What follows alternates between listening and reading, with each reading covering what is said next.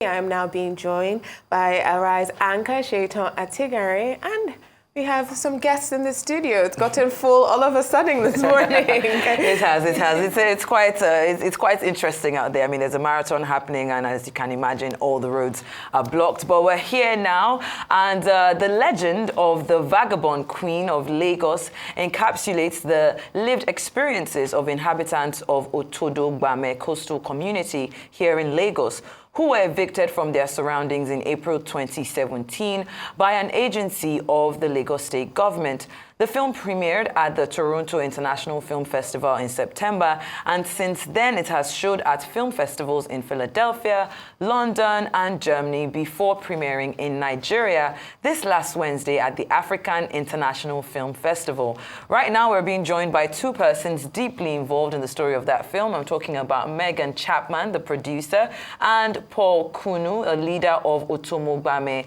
community in Lagos, whose practical experiences informs the core of the story itself. Welcome to Arise News.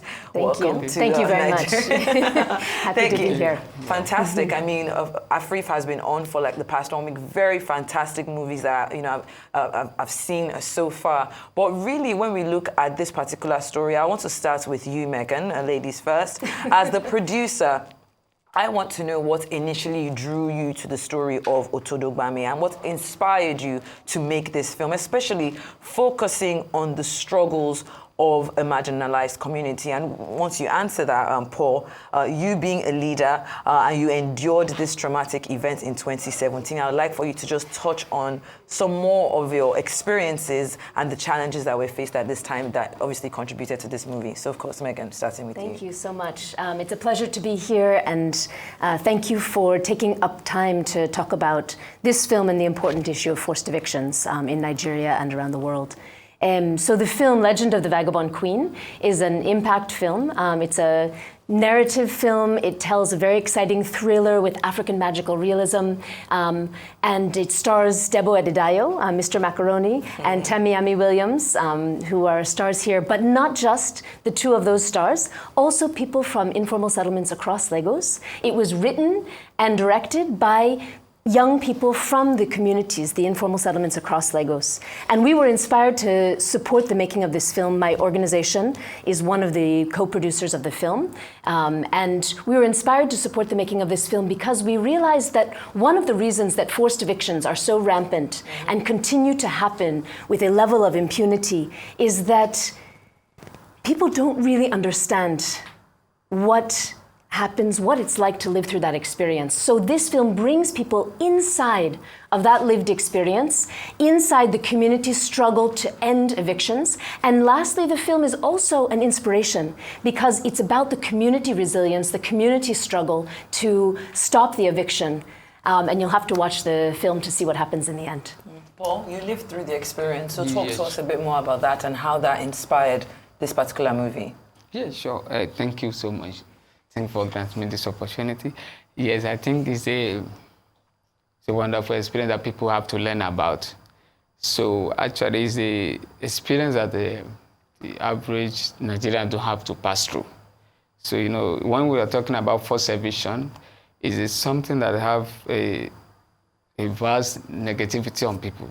So especially when we're talking about our financial activities in our livelihoods, the education and every other thing that human being needs.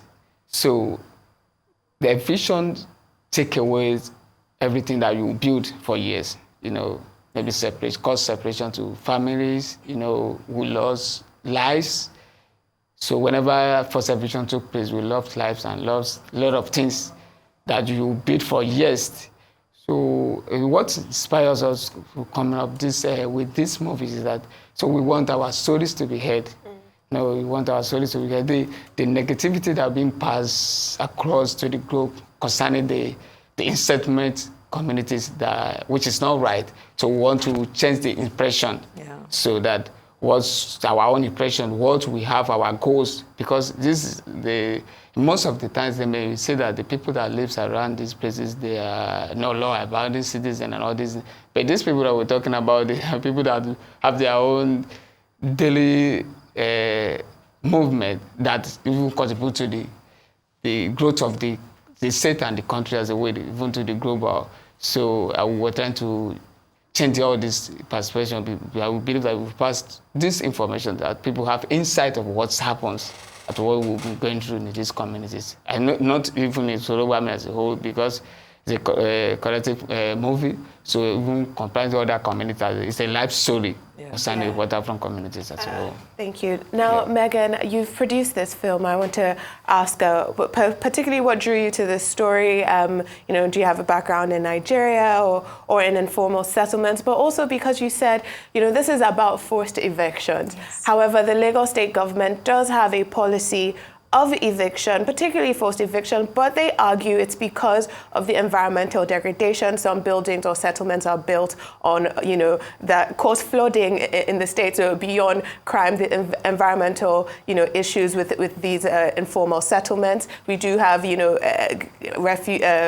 waste management issues.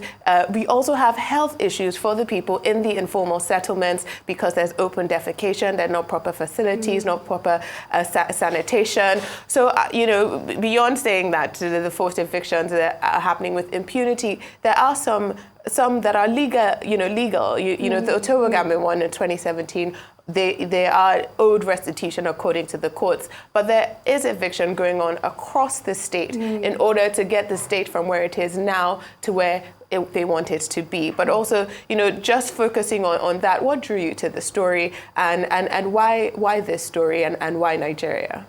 Thank you. So I think I should take us back. I'm a lawyer by training from the United States, but I've actually been living and working in Nigeria since 2011. And along the line, I started an organization called Justice and Empowerment Initiatives Nigeria. That organization is one of the co-producers of the film.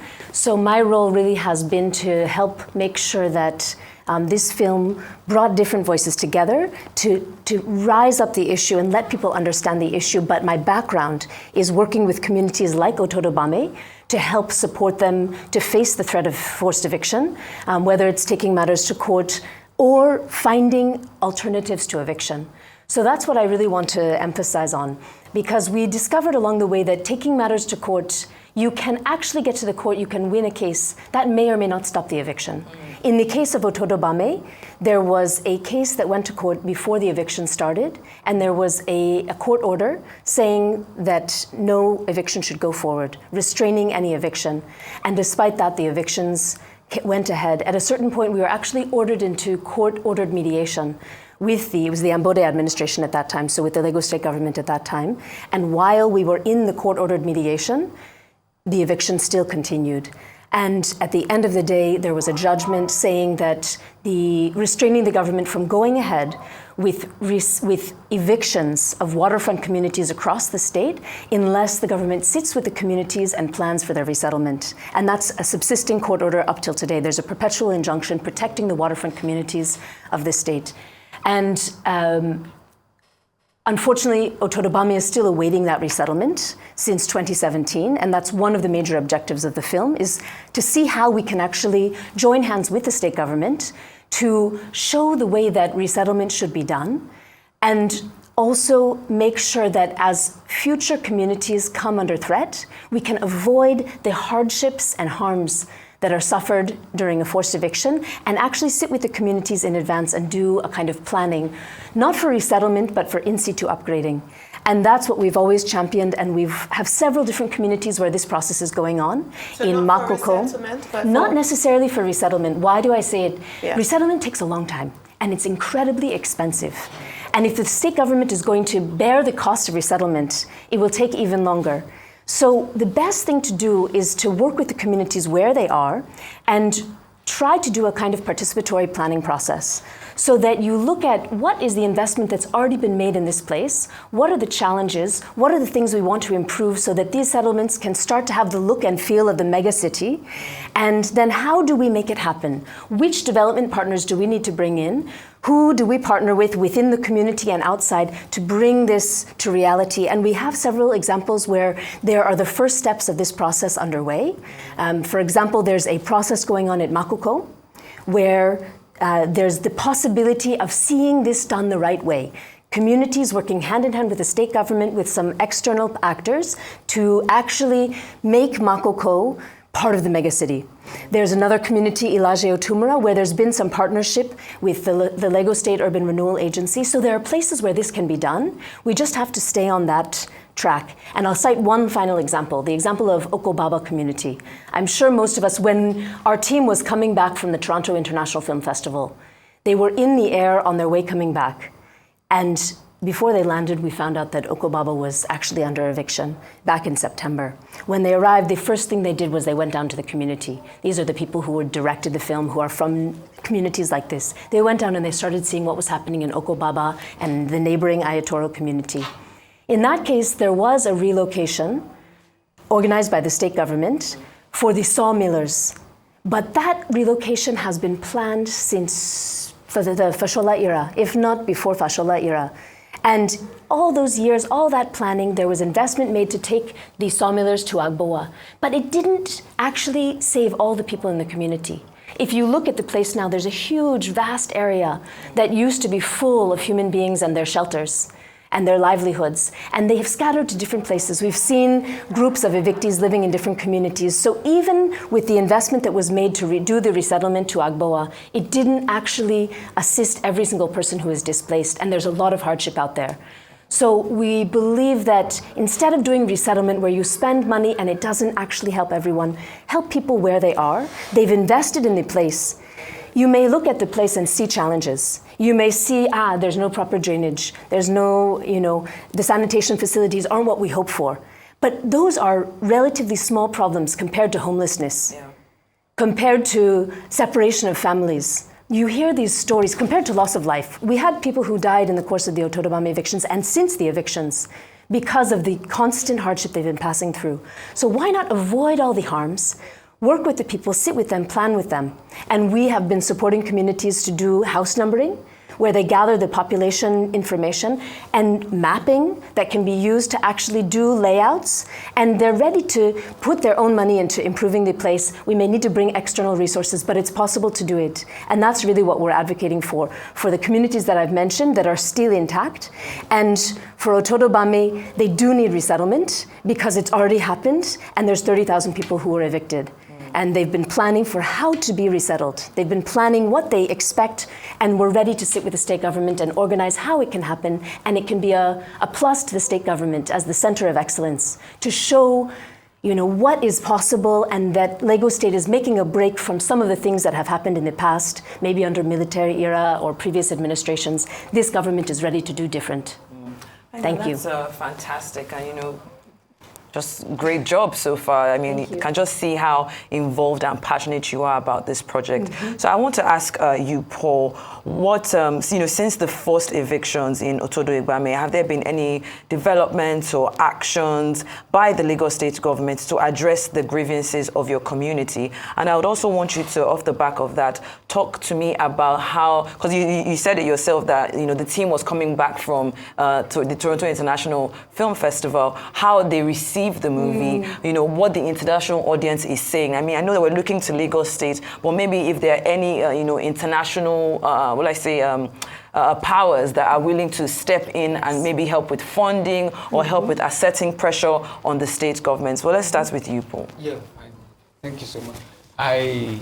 Based on that question you asked, and that have been our goal and dream, so because we believe what the state government could do. But up to now, they were just not ready to do anything at all. Because we'll be trying, even ourselves, we embark on series of plannings, based on what Megan mentioned, about resettling the community. We're participating planning of talking about resettling of the community, and we push it several times to the state government. We're trying to meet with different levels of government, state government, but nothing has been done about it. Even this demolition happened even in violation of court order. So, and still up to now, nothing happened. Even there was a judgment given in 2017 in the favor of the community that the resettled communities have to be resettled, and it also has the government to going through mediation with the community, and but up to now they were just talking that maybe they went on appeal, and we don't even know what they were doing about the case. It's just that they were trying to deny everything. They were not ready at all. But we believe in this is happening an armed regime. But we pray, hopefully, we believe that there can still be a better government we have and better Lagos. So since this is another regime of sound, we can still look into it.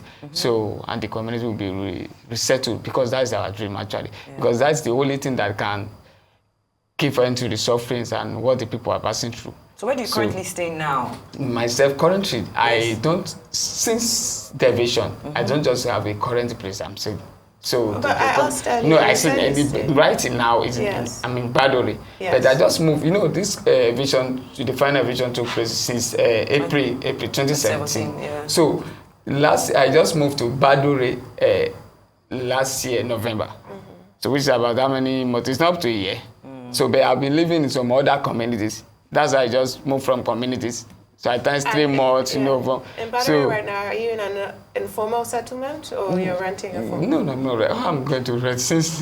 So since there's no shelter, you don't think about any other thing except you have a home, a convenient place before you think about any other thing to do. So and getting an apartment in these areas is a huge amount of money. Yeah. So it's still an informal settlement. This waterfront community as well. Okay. So yeah. All right, if we can come back to you, Megan, talking about, how the international audience has received it, and to see maybe that in itself can put pressure back on the state government to do something. Yeah, so thank you very much. The truth is that we've been overwhelmed by the positive response of the film. Wow. And we really have to applaud for the people that made the film. Bisola Akimuyiwa, Temitope Ogumbamila, Sam Okechukwu, Matt Surf, Elijah Tinkbo, Tina Dukbo, and James Taylor. That was the team, the creative team that sat down, spent about 3 years studying, working, writing the story, and then came together to direct it. And then the amazing people who came together to act in the film, many community actors, along with stars like Debo Adedayo and Temiami Williams, who play the heroine and the villain in the film. So there's these wonderful people that brought this film to life, an amazing cinematographer who worked with our local team. So they did the amazing work of putting this film together and making it into a masterpiece. And the film has been so well received. There's a very well-known film critic who attended the Toronto International Film Festival, who wrote afterwards, "This film is the reason that we have film festivals." And he's been working on film reviews for the Washington Post in the United States for about 40 years. Yeah. So this was an overwhelmingly positive response. Yeah. To get to the question that you're asking, it's been invited to many different festivals now, and we're starting also to now launch an impact campaign. What is the goal of the impact campaign? To help support the resettlement of the Otodobame people. We believe the state government can be ready to do part, but we don't expect them to do everything. If they're ready to sit with us, work with us, and, for example, allocate the land that can be used. Because land in Lagos, it's very difficult to even know who is the rightful owner of a place. If the state government is involved, ready to allocate the land, I'm sure we can bring various international support as well as the community putting in their own part to make the resettlement happen. Yeah, I feel like I have to disagree with you there, saying that land in Lagos is difficult to know who owns land. I mean, the Land Use Act is probably the most litigated act that we have in Nigeria. I'm a lawyer as well. So I would say I don't think it's difficult to know who owns the land in Lagos. It's maybe difficult to determine, compensation or worth or who has rights to live or occupy within a land. But the owners of the land, I don't think that's difficult to know. But I want to go also to this film because you said you moved to Nigeria in 2011. So was it to work with displaced communities, or that was why? So yes, so I came here working to work with the communities that are facing forced eviction, and that's what I've been doing. But we discovered along the way that we're not only using legal approaches. Yeah, and you came from the States? Yes. Where in the States? From outside of Boston. Oh, okay, Yes. nice, fantastic. So Yeah, just thank you. Massachusetts, nice. Because I was wondering why, that's why I asked originally why Nigeria, because we do have forced evictions in the United States. Of in course. fact, some people to complain about homelessness, even in California and San Francisco now, it's a huge topic. So why leave forced eviction in the United States and come to Nigeria? Well, forced evictions are a global issue. Yes. Housing is a global crisis. As at the time that I was choosing to come and work in Nigeria, I felt that my added value would be significantly more in a place like Nigeria, because I believe that there's a lot that can happen with exchange, learning from different contexts. I can bring some things that I've learned outside, and I can learn things here that I can take back. And you know what's just happened in the United States right now? We've had an election, and the incoming government that we are expecting in the United States, we may learn things here in Nigeria about how to handle the challenges ahead in the United States from Nigeria. So exchange and learning is a two-way street.